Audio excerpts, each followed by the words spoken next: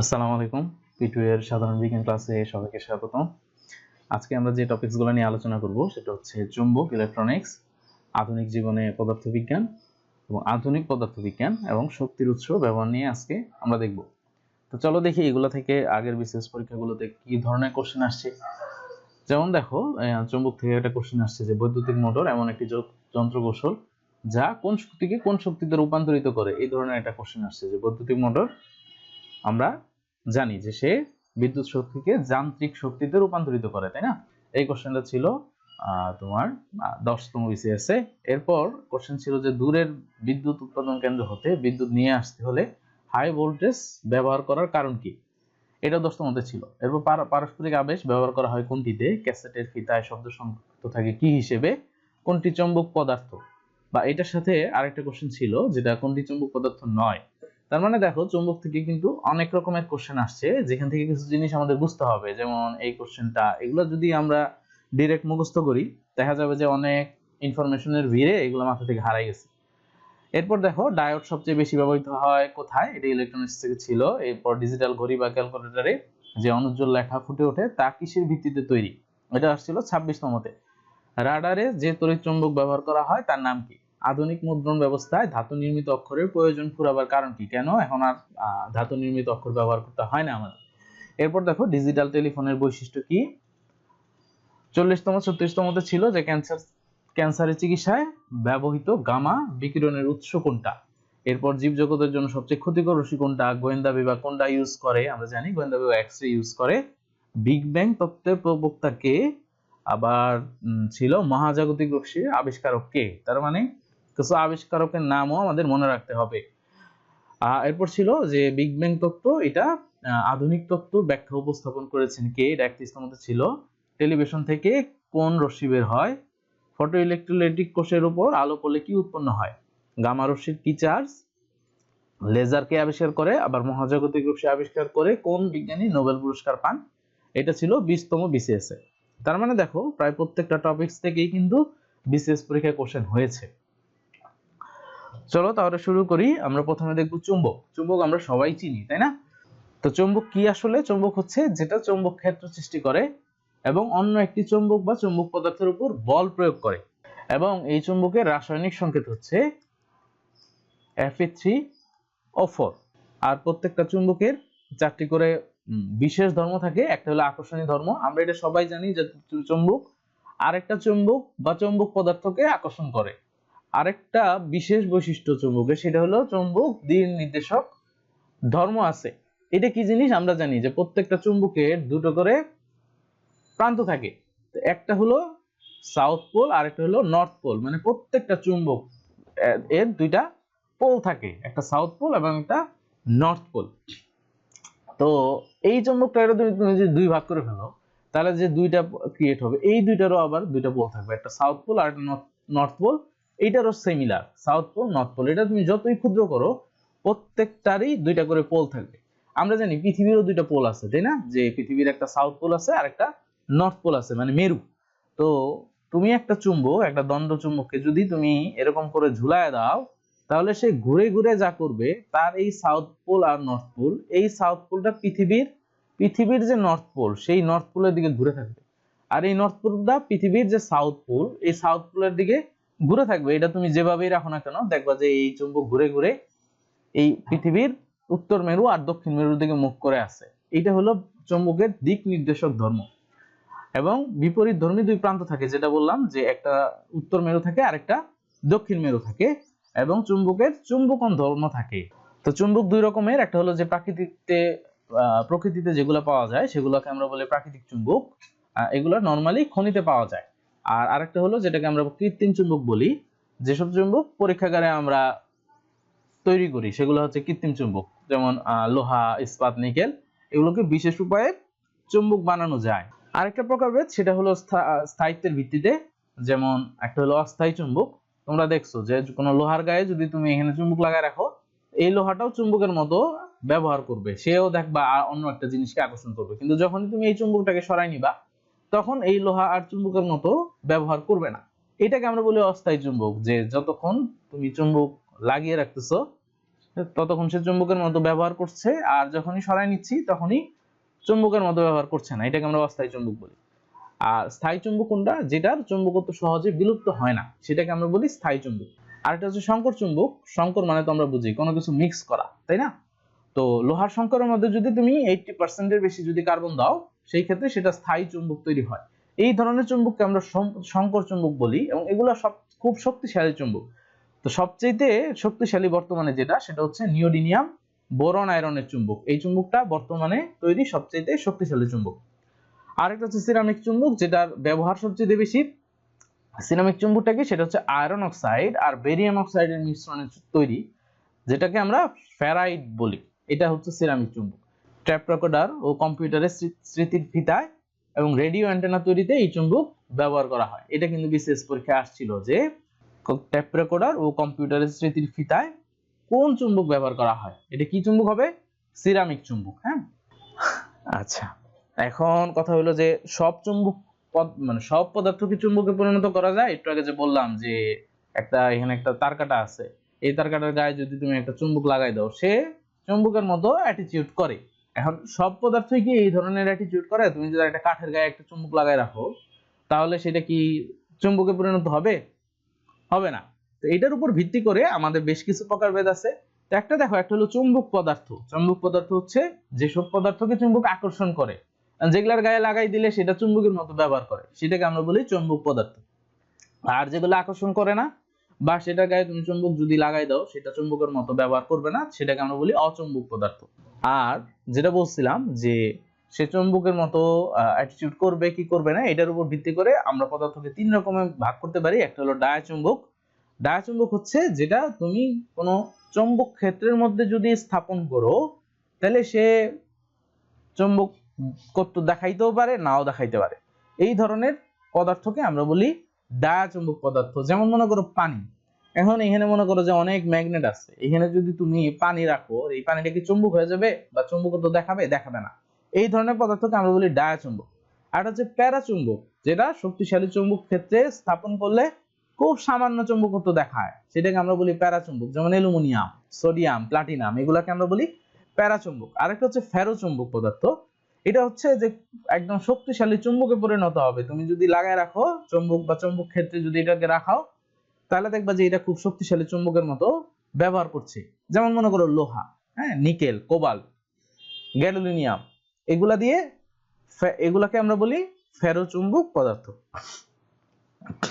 এখন সবচেয়ে ইম্পর্টেন্ট একটা জিনিস আমরা দেখব, যেটার উপর ভিত্তি করে আমরা বিভিন্ন ধরনের ইলেকট্রনিক্স সামগ্রী এখন ব্যবহার করি। Motor, Dynamo, generator, transformer. এই জিনিসগুলা যে জিনিসের উপর ভিত্তি করে তৈরি হয়েছে, সেটা হচ্ছে যে এই বিদ্যুৎ প্রবাহের সাথে চৌম্বক ক্ষেত্রের সম্পর্ক। তো চলো দেখি যে বিদ্যুৎ ক্ষেত্রের সাথে চৌম্বক ক্ষেত্রের কি গোপন সম্পর্ক আছে এবং এটা কে বের করছে। তো এই জিনিসটা যে চৌম্বক ক্ষেত্রের সাথে তড়িৎ প্রবাহের একটা সম্পর্ক আছে, এটা 1819 সালে বড় ভাই ওয়ারস্টেড সে আবিষ্কার করেন। সে কি দেখলো? এই বড় ভাই দেখলো যে মনে করো এটা একটা তার। আমরা জানি তারের মধ্য দিয়ে যদি কি পাস হয় বলতো? যদি আধান পাস হয়, আমরা জানি যে ইলেকট্রিসিটি মানে হচ্ছে আধানের চলাচল, তাই না? যে আধান যদি পাস হয় বা চার্জ যদি পাস হয়, সেখানে বিদ্যুৎ প্রবাহিত হয়। এটা আমরা লাস্ট লেকচারে দেখেছি। তাহলে সে দেখলো যে এই একটা তারের মধ্য দিয়ে যদি আমি বিদ্যুৎ প্রবাহ করি, তাহলে এটার চারপাশে যেন কি একটা তৈরি হচ্ছে। এইটার চারপাশে, এই তারের চারপাশে কি যেন একটা তৈরি হয়। এই কি যেন একটা তৈরি হয়, এইটাই হইতেছে চৌম্বক ক্ষেত্র। মানে একটা পরিবাহীর ভিতর দিয়ে তুমি যদি বিদ্যুৎ প্রবাহ করো, তাহলে এইটার চারপাশে একটা বিদ্যুৎ ক্ষেত্র তৈরি, এইটার চারপাশে একটা চৌম্বক ক্ষেত্র তৈরি হয়। এই জিনিসটা সর্বপ্রথম এই যে এইচসি ওয়ারস্টেড সে এইটা আবিষ্কার করেন, যে কোনো পরিবাহীর ভিতর দিয়ে যদি আমরা বিদ্যুৎ প্রবাহ করি, তাহলে এটার চারপাশে একটা চৌম্বক ক্ষেত্রের সৃষ্টি হয়। চৌম্বক ক্ষেত্র জিনিসটা তো বুঝতে পারছো। তুমি একটা চুম্বক রাখলা, এখানে একটা লোহা রাখলা, এখানে একটা লোহা রাখলা, কি হবে? টুস করে এটা টান দিয়ে নিবে। তাহলে এই যে যতটুকু জায়গা জুড়ে তার আকর্ষণ আছে, এইটা হলো তার ক্ষেত্র। সিমিলারলি তুমি যদি কোনো তারের ভিতর দিয়ে বিদ্যুৎ প্রবাহ করো, তাহলে তার চারপাশে একটা এরকম চৌম্বক ক্ষেত্রে তৈরি হচ্ছে। এইটাই চৌম্বক ক্ষেত্রের সাথে তড়িৎ প্রবাহের সম্পর্ক। আর এই যে তড়িৎ প্রবাহের ফলে চৌম্বক ক্ষেত্র তৈরি হচ্ছে, এটাকে আমরা বলি তাড়িৎ চুম্বক। এখন এই যে তাড়িৎ চুম্বক আমরা বলতেছি, এই জিনিসটা দেখো, এটা আমি একটু ব্যাখ্যা করি। মনে করো তুমি একটা সোজা তার নিলা, সোজা এই সোজা তার নিয়ে তুমি এটার মধ্যে দিয়ে বিদ্যুৎ প্রবাহিত করলা, তাহলে কি হবে? খুব স্বাভাবিক, এটার চারপাশে একটা বিদ্যুৎ ক্ষেত্র তৈরি হবে, তাই না? এটা চারপাশে একটা বিদ্যুৎ ক্ষেত্র তৈরি হবে। আচ্ছা, এখন মনে করো এখান থেকে এতটুকু যে তারটা তুমি নিছিলা, এটা মনে করো যে 100 সেন্টিমিটার, এই এতটুকু লম্বা তুমি একটা তার নিছো। আচ্ছা, এখন আমি যেটা করলাম, আমি আরো লম্বা একটা তার নিলাম, মনে করো যে এটা মনে করো যে 20 মিটার। 20 মিটার কিন্তু 100 সেন্টিমিটার থেকে অনেক বড়, তাই না? এই তারটা নিয়ে আমি যেটা করলাম, এই তারটাকে আমি এরকম স্প্রিং এর মতো কুণ্ডলি করলাম, হ্যাঁ, এরকম করে পেঁচাইলাম, হ্যাঁ, এরকম করে এটারে প্যাচ দিতে থাকলাম, দিতে দিতে দিতে দিতে কি করলাম, এই 20 মিটারটাকে আমি এই 100 সেন্টিমিটারের মধ্যে নিয়ে আসলাম। এটা যদিও লম্বা 100 সেন্টিমিটার, কিন্তু এটা যেহেতু আমি পেঁচায়া রাখছি, এই কারণে 20 মিটারটাই 100 সেন্টিমিটারের মধ্যে হয়ে গেছে। এখন আমি যদি এইটার মধ্যে দিয়ে বিদ্যুৎ প্রবাহিত করি, এই যে এরকম যে কুণ্ডলী পাকানো, হ্যাঁ, এই নামটা মনে রাখতে হবে, যে কুণ্ডলী, হ্যাঁ, কুণ্ডলী পাকানো যে তারটা, এইটার মধ্য দিয়ে যদি আমি বিদ্যুৎ প্রবাহিত করি, সেম অ্যামাউন্ট বিদ্যুৎ, মনে করো এখান দিয়ে যে বিদ্যুৎটা দিছিলাম, এখানে যে বিদ্যুৎটা দিছিলাম, সেম অ্যামাউন্ট বিদ্যুৎ যদি আমি এটার মধ্যে দিয়ে পাস করি, তাহলে এইখানে যে চৌম্বক ক্ষেত্রটা হয়েছিল, হ্যাঁ, এখানে যে একটা চৌম্বক ক্ষেত্র হয়েছিল বিদ্যুৎ প্রবাহের ফলে, আর এই পেঁচানো কুণ্ডলীর মধ্য দিয়ে তড়িৎ প্রবাহের ফলে যে চৌম্বক ক্ষেত্র হবে, সেটা এই চৌম্বক ক্ষেত্রের চাইতে অনেক গুণ বেশি হবে। এই জিনিসটাকে আমরা বলি সলিনয়েড। কি বলি? সলিনয়েড। বোঝা গেছে? যদি আমরা এরকম করে তারটাকে কুণ্ডলী করি, তাহলে এই তুমি যত বেশি কুণ্ডলী করবা, তোমার চৌম্বক ক্ষেত্র তত বেশি শক্তিশালী হবে। এটাকে আমরা বলি তাড়িৎ চুম্বক। হ্যাঁ, যেটা বলছিলাম যে একটা হলো যে তুমি এরকম সরল রেখা তারের মধ্যে দিলেও হবে, কিন্তু আমরা যদি এটাকে পেঁচাই, তাহলে অনেক বেশি শক্তিশালী চৌম্বক ক্ষেত্রের সৃষ্টি হবে, যেটাকে আমরা তাড়িৎ চুম্বক বলি, এবং এই জিনিসটাকে আমরা বলি সলিনয়েড। তো আমরা দেখলাম যে তুমি যদি এরকম একটা স্ট্রেট তার নাও, এটার মধ্যে তুমি যদি তড়িৎ প্রবাহিত করো, তাহলে যে চৌম্বক ক্ষেত্রের সৃষ্টি হয়, যদি এটাকে আমরা পেঁচাই, তাহলে আরো বেশি বৃদ্ধি পায় তড়িৎ চুম্বকের প্রাবল্য, বা তড়িৎ চুম্বকের ইন্টেন্সিটি অনেক বেড়ে যায়। তো এটা বৃদ্ধি করার কি কি উপায় আছে? তো একটা তো আমরা বললাম যে তুমি পাক সংখ্যা বা প্যাচের পরিমাণ যদি বাড়াই দাও, সেই ক্ষেত্রে তোমার তড়িৎ চুম্বক প্রাবল্য বৃদ্ধি পাবে। আবার তুমি যদি তারের ভিতর দিয়ে ইলেকট্রিসিটির পরিমাণ বাড়াও, যত বেশি ইলেকট্রিসিটি দিবা, তত বেশি তড়িৎ চুম্বক প্রাবল্য বৃদ্ধি পাবে। আরেকটা পদ্ধতি হচ্ছে, মনে করো যে তুমি একটা চুম্বক বা একটা দণ্ড নিলা, এই দণ্ডটা সোজা না রেখে এটা যদি তুমি ঘুরায় এরকম কাছাকাছি নিয়ে আসো দুই প্রান্তকে, যে এটা নর্থ আর এটা সাউথ, এই যে এখানে যেরকম আছে, তো এই ইউ আকৃতির যদি করে দাও, সেই ক্ষেত্রেও তাড়িৎ চুম্বক প্রাবল্য বৃদ্ধি পাবে। তো এটা কোন কোন জায়গায় ব্যবহার করা হয়? যে বিভিন্ন বৈদ্যুতিক ঘন্টার মধ্যে এটা ব্যবহার করা হয়। এই দেখো এখানে অনেকগুলা প্যাচ আছে, এই প্যাচগুলো কেন দিছে? এই যে তড়িৎ চুম্বক প্রাবল্য তৈরি করার জন্য। এরপর ইস্পাতের ভারী জিনিসপত্র ওঠানামা বা ময়লা সরানোর জন্য যে ক্রেন, এই ক্রেনের মধ্যে আমরা এখানে যে ইলেকট্রোম্যাগনেট ইউজ করি। নরমালি কি হয় দেখো, এখানে যখন তুমি বিদ্যুৎ প্রবাহিত দিবা, এটা কি হবে? এটা একটা শক্তিশালী চুম্বকে পরিণত হবে, তাই না? তো যখন এটা চুম্বকে পরিণত হবে, তখন সে বিভিন্ন ময়লার মধ্যে যে মেটাল আছে, এই মেটাল বা এই যে এরকম ভাঙা গাড়ি, এই জিনিসগুলোকে সে আকর্ষণ করবে। আবার যখন তুমি এইখানে বিদ্যুৎ প্রবাহটা বন্ধ করে দিবা, তো এটা বিদ্যুৎ প্রবাহ বন্ধ হয়ে গেলে কি হবে? চুম্বক থাকবে না, তখন এটা টেস্ট করে ছেড়ে দিবে, এটা নিচে পড়ে যাবে। তো এইভাবে তোমার বিভিন্ন জিনিস সরানোর কাজে আমরা ইলেকট্রোম্যাগনেট ইউজ করে থাকি। এরপর আরেকটা জিনিস হচ্ছে যে অনেক সময় দেখা যায় যারা বিশেষ করে তোমার ওয়ার্কশপ গুলাতে কাজ করে, তো দেখা যায় সূক্ষ্ম আয়রনের গুঁড়া অনেক সময় চোখে চলে যায়। তো এই গুঁড়াগুলা বের করার জন্য আমরা ইলেকট্রোম্যাগনেট ইউজ করি, কাছাকাছি ধরলে এগুলা এই চুম্বকের আকর্ষণে বের হয়ে আসে। আচ্ছা দেখো, কয়েকটা যন্ত্র নিয়ে আমরা একটু কথা বলি। তড়িৎ বর্তনীর কথা তো মনে আছে, তাই না? যেখান দিয়ে ইলেকট্রিসিটি কি হয়, পাস হয়। তো এই যে এখান দিয়ে কতটুকু তড়িৎ প্রবাহিত হচ্ছে, এইটাকে অ্যামিটার এককে ডিরেক্টলি যদি আমরা মাপতে যাই, তাহলে আমরা এই যন্ত্রটা ইউজ করি। কিছু না, তুমি জাস্ট এখানে আর এখানে কানেক্ট করে দিবা। কানেক্ট করে দিলে কি হবে? এইখানে দেখাবে যে এটার ভিতর দিয়ে কতটুকু পরিমাণ তড়িৎ প্রবাহিত হচ্ছে। এটা হচ্ছে অ্যামিটার। আর এটা হচ্ছে ভোল্ট মিটার। এটা দিয়ে আমরা কি মাপি বলো তো? বিভব মাপতে পারি, যে একটা ইলেকট্রিক সার্কিট বা বর্তনীতে বিভব পার্থক্য কত, এটা হলো ভোল্ট মিটার। আরেকটা যন্ত্র আছে, সেটা হলো গ্যালভানোমিটার। এই গ্যালভানোমিটার দিয়ে কি করে? এখান দিয়ে দেখা যায় যে কোনো একটা বর্তনীর মধ্যে দিয়ে কি ইলেকট্রিসিটি পাস হইলো কিনা। এখন মনে করো খুব অল্প সময়ের জন্য যদি কোনো জায়গা দিয়ে ইলেকট্রিসিটি পাস হয়, মনে করো এটা একটা মনে করো এটা একটা বর্তনী, এটা একটা বর্তনী মনে করো, হ্যাঁ, এখান দিয়ে মনে করো যে কোনো কারণে ঠাস করে একটা ইলেকট্রিসিটি পাস হলো, হ্যাঁ, খুব অল্প সময়ের জন্য। তাহলে এটার সাথে যদি আমরা গ্যালভানোমিটারটা অ্যাড করে রাখি, তাহলে এই যে গ্যালভানোমিটারের যে কাঁটাটা, সে একটা বিক্ষেপ দিবে, সে দেখবে যে টিস্ট করে এদিকে চলে আসছে। তখন আমরা বুঝি যে এটার মধ্যে দিয়ে ইলেকট্রিসিটি পাস হইছে বা এখানে বিদ্যুৎ প্রবাহ হইছে, অল্প সময়ের জন্য হলো। আচ্ছা দেখো, তাড়িৎচুম্বক আবেশ। এই তাড়িৎচুম্বক আবেশ আবিষ্কার করে বিজ্ঞানী ফ্যারাডে। তো তাড়িৎচুম্বক আবেশ জিনিসটা কি বা ইন্ডাকশন জিনিসটা কি? ইন্ডাকশন বলতে আমরা আগে বলছিলাম যে তুমি একটা ভালো ছেলে, তুমি যদি কিছু দুষ্ট ছেলের সাথে ঘোরাঘুরি করো, দেখা যাবে যে তুমিও এইটার কাছাকাছি থাকার কারণে তুমিও দুষ্ট হয়ে গেছো। এই জিনিসটাকে আমরা বলি আবেশ বা ইন্ডাকশন। তো তাড়িৎচুম্বক আবেশ জিনিসটা কি? মনে করো যে আমি যদি একটা বর্তনী নিই, মনে করো যে এটা একটা সার্কিট বা বর্তনী, এটার সাথে আমি একটা গ্যালভানোমিটার অ্যাড করে দিলাম। আচ্ছা, এটার মধ্যে দিয়ে কি এখন কোনো তড়িৎ প্রবাহ যাবে? যাবে না। কারণ কি? এটার সাথে কোনো সোর্স নাই, কারেন্টের সোর্স, এখানে কোনো ব্যাটারি লাগানো নাই, এখানে কোনো এসি সোর্স নাই। এই কারণে এটার মধ্যে দিয়ে কিন্তু বিদ্যুৎ প্রবাহিত হবে না। এখন তুমি যদি এইটার কাছাকাছি একটা চুম্বক নিয়ে আসো, চুম্বক, তো চুম্বক নিয়ে আসলে কি হবে বলো তো? এটা চারপাশে নিশ্চয়ই, এই চুম্বকের নিশ্চয়ই এই চারপাশে একটা চুম্বক ক্ষেত্র থাকবে, তাই না? এটার চারপাশে একটা চুম্বক ক্ষেত্র থাকবে। তো এটা কাছাকাছি আনার কারণে দেখবা যে এই যে গ্যালভানোমিটারের যে কাঁটাটা, এটা টুস করে একটা বিক্ষেপ দিবে। কেন বিক্ষেপ দিল? গ্যালভানোমিটার তো বিক্ষেপ তখনই দেয় যখন কোনো বর্তনীর মধ্যে দিয়ে আধান বা চার্জ প্রবাহিত হয় বা ইলেকট্রিসিটি প্রবাহিত হয়, তখন গ্যালভানোমিটার একটা তোমার কাঁটাটা দেখা যায় যে সরে গেছে, সে একটা ইন্ডিকেশন দিল যে এটার ভিতর দিয়ে তড়িৎ প্রবাহিত হয়েছে। কিন্তু এখানে তো আমি কোনো সোর্স লাগাই নাই, তাহলে প্রবাহিত হলো কিভাবে? আমরা বলছি এই যে এখানে চুম্বকটা কাছে আনার কারণে কোনো তড়িৎ বর্তনীতে যে আধানের অস্তিত্ব পাওয়া যায়, এই জিনিসটাকেই আমরা বলি তাড়িৎচুম্বক আবেশ। বা তুমি মনে করো যে একটা লোহার দণ্ড নিলা, এই লোহার দণ্ডের মধ্যে তুমি তার পেঁচাইলা, এই তারের মধ্যে দিয়ে তুমি ইলেকট্রিসিটি প্রবাহিত করলা, তাহলে কি হবে বলো তো? এইটা চুম্বকে পরিণত হবে। এখন এই জিনিসটাও যদি তুমি এটার কাছে আনো, তখনও দেখা যাবে যে গ্যালভানোমিটারের কাঁটাটা বিক্ষেপ দিচ্ছে, এটা সরে যাচ্ছে।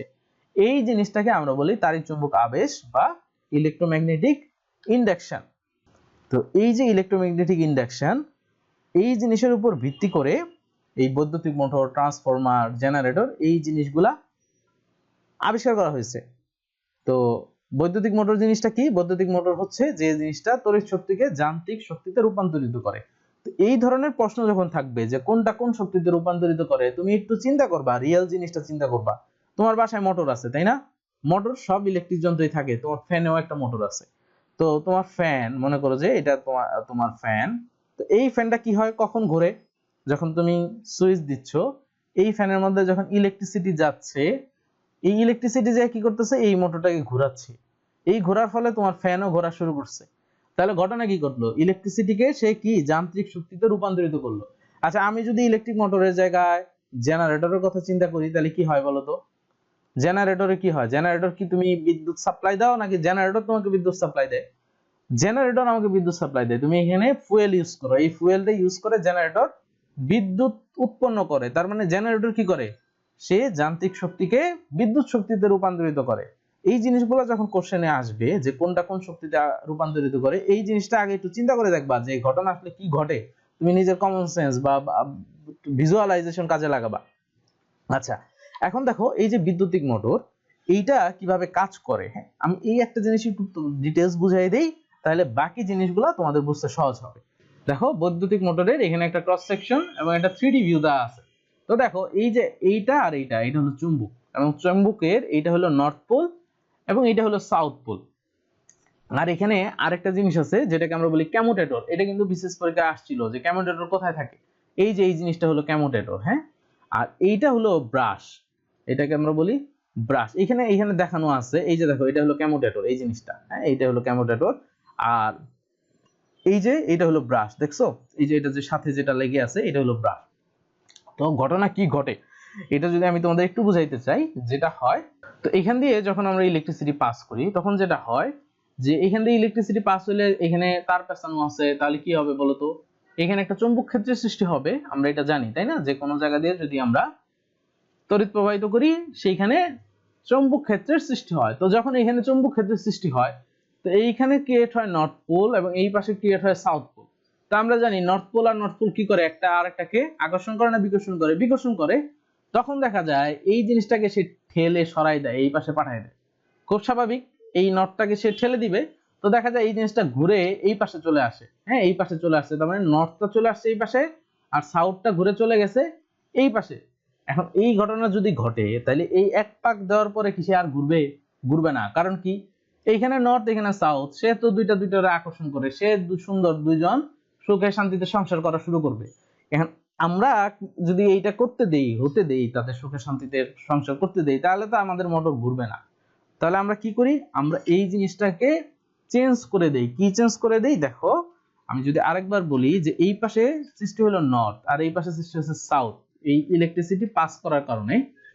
তো এইটা যখন ঘোরে, হ্যাঁ এই জিনিসটা যখন ঘোরে, যে এই পাশে চলে আসলো, এইটা ঘুরে এই পাশে চলে আসলো, তখন দেখো এই যে কমিউটেটর আছে না, এই যে কমিউটেটর, এই কমিউটেটরের মধ্যে আমরা এই ইলেকট্রিসিটির ডিরেকশনটা চেঞ্জ করে দিই। এই জিনিসটা যদি আমি একটু ক্লিয়ারলি বুঝাই, মনে করো যে এইটা একটা দণ্ড চুম্বক, এইটার মধ্যে তুমি তার পেঁচায় রাখছো, হ্যাঁ এটা হলো তার, এখান থেকে আমরা ইলেকট্রিক সাপ্লাই দিচ্ছি। এখন মনে করো যে বিদ্যুৎ প্রবাহটা এদিক দিয়ে যাচ্ছে, হ্যাঁ এদিক দিয়ে বিদ্যুৎ প্রবাহটা যাচ্ছে। তো যে দিক দিয়ে বিদ্যুৎ প্রবাহ যায় ওই পাশে সৃষ্টি হয় নর্থ আর অন্য পাশে হয় সাউথ। আমি যদি বিদ্যুতের ডিরেকশনটা এদিক চেঞ্জ করে এদিকে দেই, তখন দেখা যাবে যে এইখানে সাউথের পরিবর্তে ক্রিয়েট হচ্ছে নর্থ আর এইখানে ক্রিয়েট হচ্ছে সাউথ। তার মানে বিদ্যুৎ প্রবাহের দিকের সাথে কোন পাশে কোন পোল বা কোন মেরু তৈরি হবে সেটা ডিপেন্ড করে। তো মনে করো আমরা প্রথমে এদিক থেকে যখন দিচ্ছিলাম, তখন এই পাশে নর্থ ক্রিয়েট হয়েছে, এই পাশে সাউথ ক্রিয়েট হয়েছে। এখন তো এটা ঘুরে গেছে, যখন ঘুরছে সাথে সাথে আমরা এই বিদ্যুতের ডিরেকশন চেঞ্জ করে দিই। তো যখনই আমরা ডিরেকশন চেঞ্জ করে দিলাম, তখন এই পাশে যে আসছিল সে ঘুরে সাউথ হয়ে আসছিল, এই পাশে আসার সাথে সাথে সে আবার নর্থ হয়ে যায়, এবং এই নর্থটা ঘুরে এই পাশে আসার সাথে সাথে সে সাউথ হয়ে যায়। কারণ কি, আমরা বিদ্যুৎ প্রবাহের ডিরেকশনটা চেঞ্জ করে দিছি। তখন দেখা যায় এই নর্থ আর নর্থ আবার একটা বিকর্ষণ করে, সে আবার ঘুরে এখানে আসে, এসে আবার বেচারা সাউথ হয়ে যায়, এবং এই সাউথকে এই সাউথ বিকর্ষণ করে ঠেলে এই পাশে পাঠিয়ে দেয়। তখন দেখা যায় এই যে মোটরটা এটা কন্টিনিউয়াসলি ঘুরতে থাকে। এইটাই হচ্ছে মোটরের ক্রিয়া। বোঝা গেছে জিনিসটা? এটা আরো অনেক ব্যাখ্যা আছে, অনেক ভিতরের ব্যাপার আছে, যেহেতু আমাদের বিসিএস পরীক্ষায় এত ডিটেইলস আমাদের দরকার নাই, সেই কারণে জাস্ট বেসিকটা আমরা দেখলাম। তাহলে এই জিনিসটা আমি একটু আরেকবার আলাপ করি, যে তুমি যদি একটা দণ্ড চুম্বক বা একটা লোহার পাতের মধ্যে তুমি যদি এরকম তার পেঁচাও, সেটাকে যদি তুমি কোনো ইলেকট্রিক বর্তনীতে যুক্ত করো, মনে করো তুমি এখানে একটা ব্যাটারি লাগাই দিলা, তাহলে কি হবে, বিদ্যুৎ প্রবাহিত হবে। ধরো এটা প্লাস এটা মাইনাস, তাহলে বিদ্যুৎটা এদিকে যাবে, তো যেদিকে যাবে সেদিকে নর্থ আর অপর পাশে সাউথ ক্রিয়েট হলো। এন্ড তুমি যদি এই ব্যাটারিটাকে ঘুরাইয়া দাও, উল্টায়া দাও, মনে করো যে আমি আরেকটা ড্র করি, ধরো এখানে তুমি ব্যাটারি লাগাইলা, যেটার প্লাস এই পাশে মাইনাস এই পাশে, তাহলে বিদ্যুৎ কোন দিকে প্রবাহিত হবে, এইদিকে প্রবাহিত হবে। তখন দেখা যাবে এই পাশে নর্থ এবং এই পাশে সাউথ ক্রিয়েট হবে। তার মানে দেখো ইলেকট্রিসিটির দিকের সাথে আমাদের সাউথ এবং নর্থ পোলটা চেঞ্জ হয়। আমরা মোটরে এই কাজটাই করি, যে কন্টিনিউয়াসলি আমরা এই ডিরেকশনটা চেঞ্জ করি। এতে কি হয়, সব সময় তোমার সে দৌড়ের উপর থাকে, হ্যাঁ এই পাশে আসার সাথে সাথে সে চেঞ্জ হয়ে যায়, তখন তারে আবার ঠেলে এই পাশে পাঠিয়ে দেয়। এইভাবেই আমাদের মোটর ঘোরে। আর জেনারেটর বলছিলাম, যেটা তাড়িৎ শক্তিকে যান্ত্রিক শক্তিতে রূপান্তরিত করে, সেটা হচ্ছে জেনারেটর। আচ্ছা, আরেকটা ইম্পর্টেন্ট জিনিস, সেটা হলো ট্রান্সফরমার। হ্যাঁ, ট্রান্সফরমার মুভি তোমরা দেখছো তো। ট্রান্সফরমার আসলে কি করে আমরা বুঝতেই পারতেছি, এটা হলো ট্রান্সফর্ম করে, রূপান্তর করে। কি রূপান্তর করে? যেটা উচ্চ বিভবকে নিম্ন বিভবে বা নিম্ন বিভবকে উচ্চ বিভবে রূপান্তরিত করে। বিভব আমরা দেখছি তাই না, যে ভোল্ট, তার মানে সে উচ্চ বিভব, অনেক বেশি ভোল্টকে সে কম ভোল্টেজে পরিণত করতে পারে, আবার অপরদিকে কম ভোল্টেজকে সে বেশি ভোল্টেজে পরিণত করতে পারে। এটা হলো ট্রান্সফরমার। তোমরা দেখছো আর বাসার আশেপাশে ট্রান্সফরমার থাকে, মাঝে মাঝে আমরা বলি যে ড্রুম করে উঠলে বলি যে এই ট্রান্সফরমার ব্রাস্ট আছে। ট্রান্সফরমার যদি ব্রাস্ট হইতো তাহলে বাংলাদেশ সরকার এতদিন গরিব হয়ে যেত। হ্যাঁ, এটা আসলে সুইচটা বন্ধ হয়ে যায়, এই জন্য আওয়াজ হয়। তো দেখো এটা দুই রকমের, একটা হলো স্টেপ আপ আর একটা হলো স্টেপ ডাউন। স্টেপ আপ কোনটা? যেটা হলো অল্প বিভবের অধিক তড়িৎ প্রবাহকে অধিক বিভবের অল্প তড়িৎ প্রবাহে পরিণত করে। এখানে কিন্তু দুইটা জিনিস কি করছে, অল্প বিভবকে অধিক বিভবে নিয়ে গেছে, তার মানে সে ভোল্টকে বাড়াইছে, ভোল্টটাকে সে ইনক্রিজ করছে। এবং অধিক তড়িৎ প্রবাহ, তড়িৎ প্রবাহের একক হলো অ্যাম্পিয়ার, যেটা অধিক ছিল এই অধিক তড়িৎ প্রবাহকে কি করছে, অল্প তড়িৎ প্রবাহিতে পরিণত করছে, মানে তড়িৎ প্রবাহের মান সে কমাইছে এবং ভোল্টেজকে বাড়াইছে। এটাকে আমরা বলি স্টেপ আপ ট্রান্সফরমার। দেখো এখানে একটা স্টেপ আপ ট্রান্সফরমারের চিত্র দেওয়া আছে এরকমই। এটা কি হয় দেখো, এই পাশে একটা তারের কুণ্ডলী আছে, খেয়াল করছো, এই পাশে একটা তারের কুণ্ডলী আছে, এটা ভিজুয়ালাইজ করা যাচ্ছে, চোখেই দেখা যাচ্ছে যে এখানে পাক সংখ্যা কম, এই কুণ্ডলীতে পাক দেখো 1টা 2টা 3টা 4টা 5টা পাক দেওয়া আছে, মাত্র 5 টার্নস। আর এই পাশে দেখো কতগুলা টার্ন দেওয়া আছে, বলে দিছে এখানে আছে 20টা টার্ন, এটা দেখাই যাচ্ছে। এখন তুমি এই যে প্রথম যেটা, এটাকে আমরা বলি প্রাইমারি বা মুখ্য কুণ্ডলী, কি বলি, মুখ্য কুণ্ডলী। আর পরের যেটা, এটাকে আমরা বলি সেকেন্ডারি বা গৌণ কুণ্ডলী বলি এটাকে আমরা। তো তুমি যদি এই মুখ্য কুণ্ডলীতে মনে করো আমরা 100 ভোল্ট এবং 10 এম্পিয়ার এই পরিমাণ বিদ্যুৎ এই কুণ্ডলী দিয়ে আমরা পাস করলাম। তো এখন এইখান দিয়ে এই 100 ভোল্ট আর 10 এম্পিয়ার যদি আমরা পাস করি, তাহলে এই সেকেন্ডারিতে দেখা যাবে আমরা পাচ্ছি 400 ভোল্ট এবং 2.5 এম্পিয়ার এখান দিয়ে আমরা সাপ্লাই পাবো। তার মানে দেখো এটা ব্যাখ্যা করতেছি যে কেন 400 আর 2.5 হলো। তুমি এখান দিয়ে পাস করলা একটা, দেখো 100 ভোল্ট তুমি পাস করছো, এইটা এখানে এসে বেড়ে গেছে, দেখো 400 ভোল্ট হয়ে গেছে, তার মানে ভোল্টকে সে ইনক্রিজ করছে। আর 10 এম্পিয়ার বিদ্যুৎ প্রবাহ দিছিলা, এইটা কমে গিয়ে হয়েছে 2.5, মানে এটা কমে গেছে। এই যে ট্রান্সফরমেশনটা, এই জন্যই এটার নাম হলো ট্রান্সফরমার।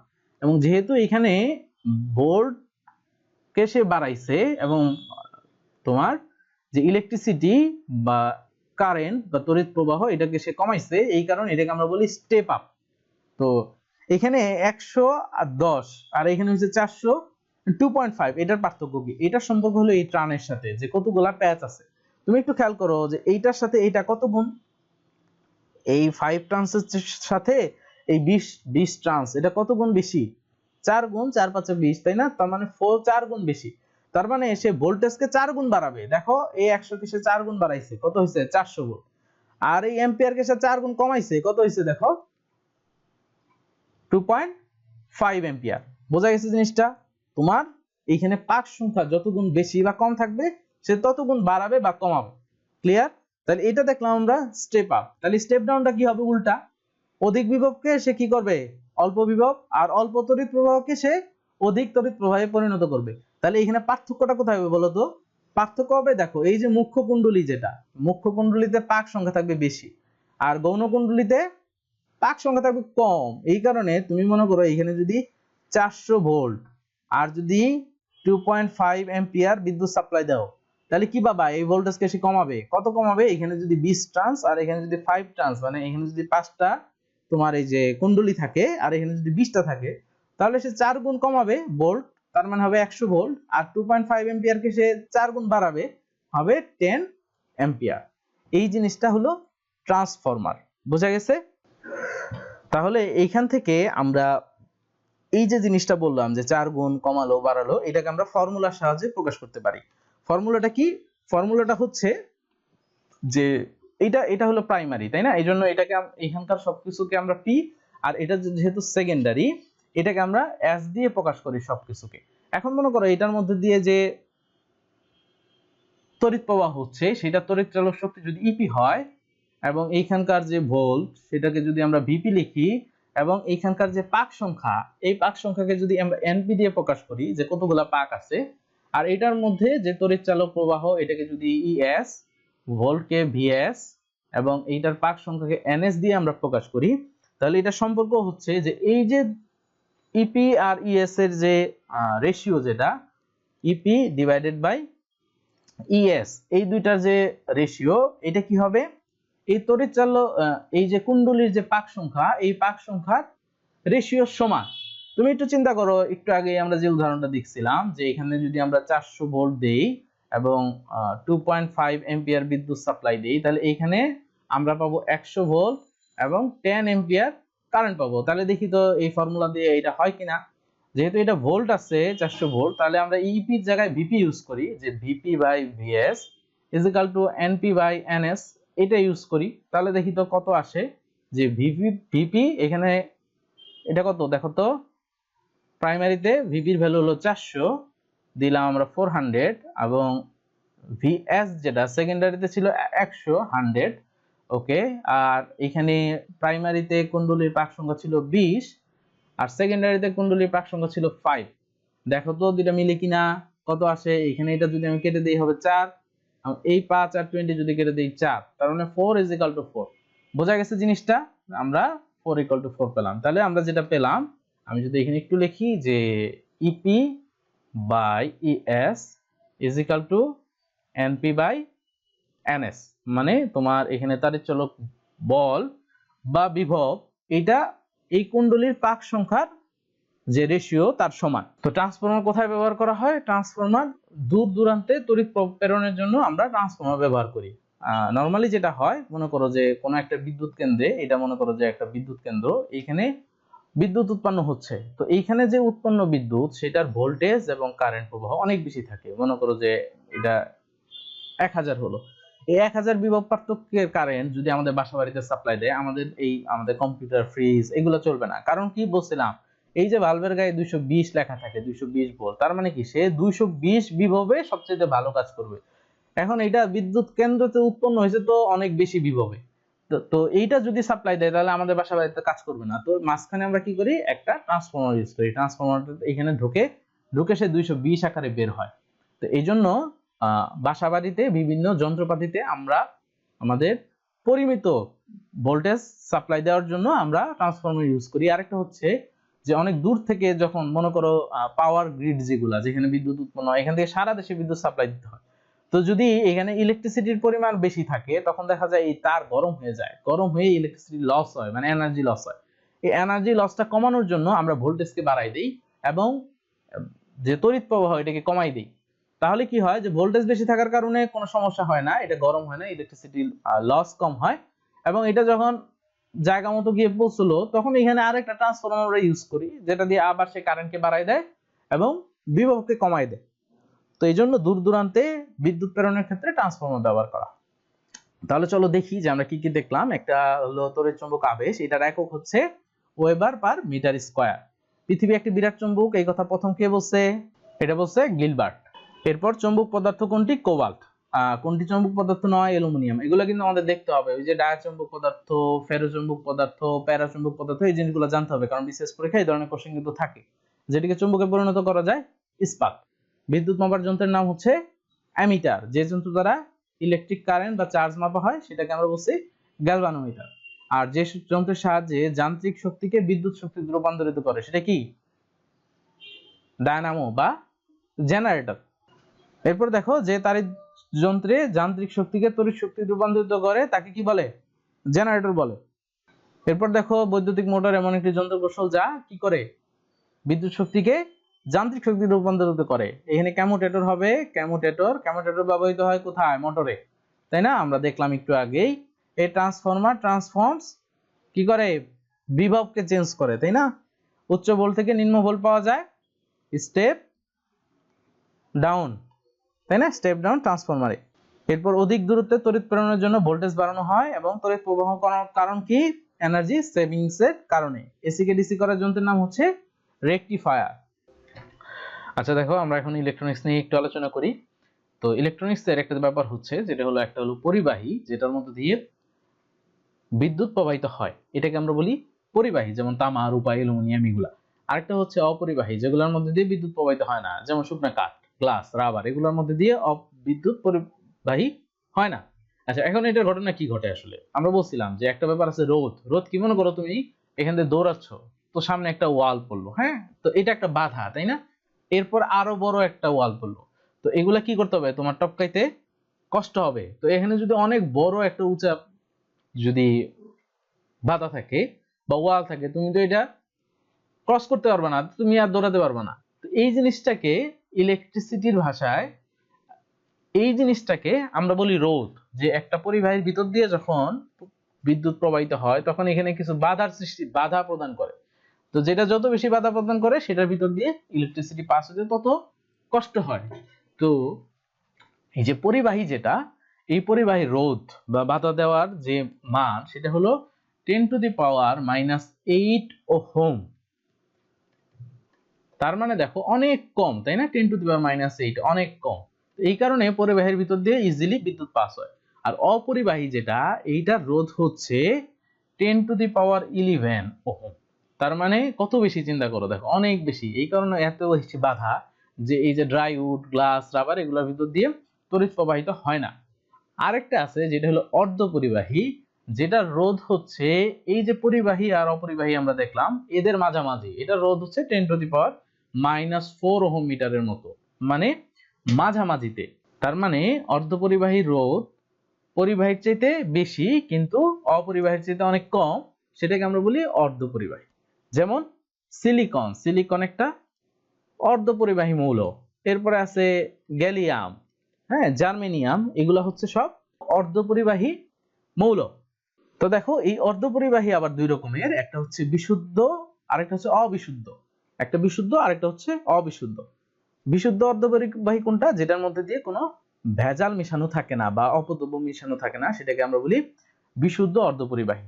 তো দেখো এই অর্ধপরিবাহীর মধ্যে যে জিনিসটা সবচেয়ে বেশি ব্যবহার করা হয় সেটা হলো সিলিকন। তো সিলিকন আসলে কি করে দেখো, সিলিকনের আমরা জানি সিলিকনের পারমাণবিক সংখ্যা কত? 14। এটার ইলেকট্রন বিন্যাস যদি আমি করি, তো এটার ইলেকট্রন বিন্যাস হবে 1s2 2s2 2p6 3s2 3p2। এটা হচ্ছে ইলেকট্রন বিন্যাস। দেখো তো 2 2 4 6 10 12 14। তাহলে এটা সবচেয়ে বাইরের যে কক্ষপথ, যেটা বাইরের যে শক্তি স্তর, এই যে 3, এটাতে কয়টা ইলেকট্রন আছে? দুইটা, আর দুইটা 4টা ইলেকট্রন আছে। তার মানে এটা যদি আমি একটু ড্র করি, যে এটা যদি আমি বাইরের যে খোলটা এটা যদি ড্র করি, যে এটা হলো সিলিকন, তাহলে এটা প্রথমে শক্তি স্তরে আছে দুইটা ইলেকট্রন, এর পরেরটাতে আছে কয়টা? পরেরটাতে আছে 8টা,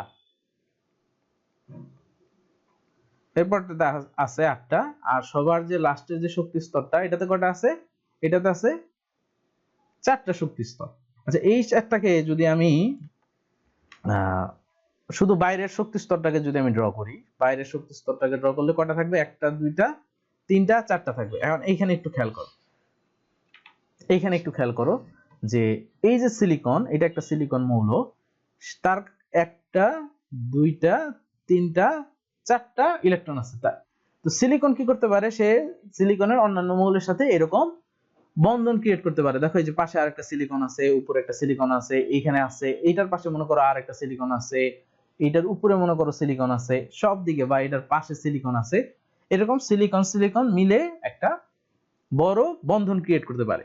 তো এরা কি করে দেখো, এই যে মনে করো এই সিলিকন, এই সিলিকনের বাইরেও তো 4টা আছে, এই সিলিকনের বাইরেও 4টা আছে। তো তারা যেটা করে, এই যে একটার সাথে আরেকটার ইলেকট্রনকে তারা শেয়ার করে, যেমন এই দুইটা একসাথে শেয়ার করছে, এইটা আর এইটা শেয়ার করছে, এইটা আর এটা শেয়ার করছে, এইটা এটা শেয়ার করছে, এই যে বন্ধন ক্রিয়েট করছে, এইটাকে আমরা বলি কোভ্যালেন্ট বন্ধন বা সমযোজী বন্ধন।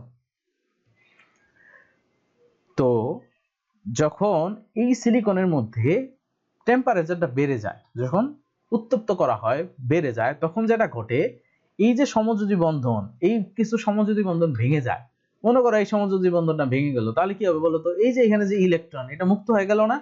তো যখন কিছু ইলেকট্রন এরকম মুক্ত হয়ে যায়, তখন এই ইলেকট্রনগুলো মুভ করা শুরু করে, যে কারণে এই সিলিকনের মধ্যে একটা পরিবাহী পদার্থের মতো আচরণ লক্ষ্য করা যায়, যেটার মধ্যে দিয়ে বিদ্যুৎ প্রবাহিত হয়, যদিও সেটা খুব কম পরিমাণে, খুব বেশি না।